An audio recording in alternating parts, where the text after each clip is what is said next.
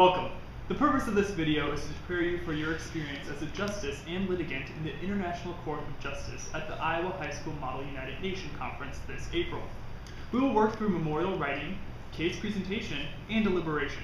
First, however, let's take a look at the history and function of the International Court of Justice. Established in 1945, the International Court of Justice is where UN member states go to settle disputes in amicable ways. From its seat in The Hague, 15 judges served 9-year terms. While the court's defining challenge is establishing and enforcing jurisdiction, the court has played pivotal roles determining when it is appropriate for states to use force in settling territorial disputes. Now, before we start a limited demonstration, let's discuss your memorials. Before you attend conference, your advisor will ask you to prepare a memorial or a counter-memorial. In that document, you will prepare your case in 3 sections. In the claim section, make comments on the facts of the case.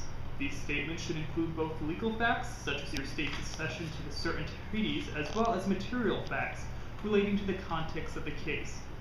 In the assert section, make legal arguments, explaining why those facts are relevant to the motion you have placed before the court.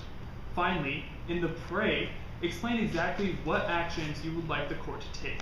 For example, if you are presenting a response, you may ask the court to dismiss the case. Now let's simulate. Christy will explain the role of the applicant. As the applicant, you are the plaintiff of the case.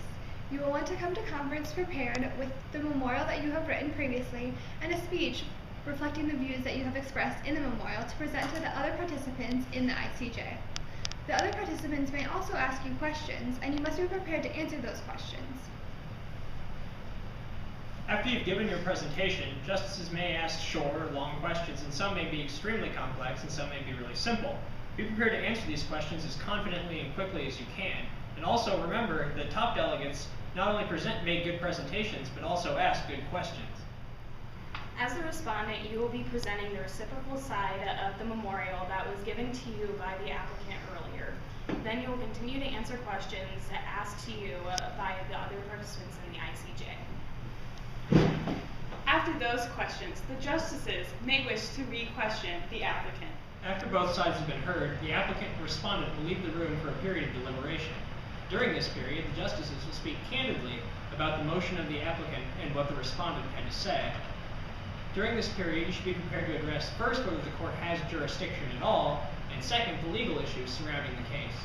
Once the justices have made a decision on both of those questions, you should assign opinion writing so the justices can write reasoned legal arguments either for or against the motions.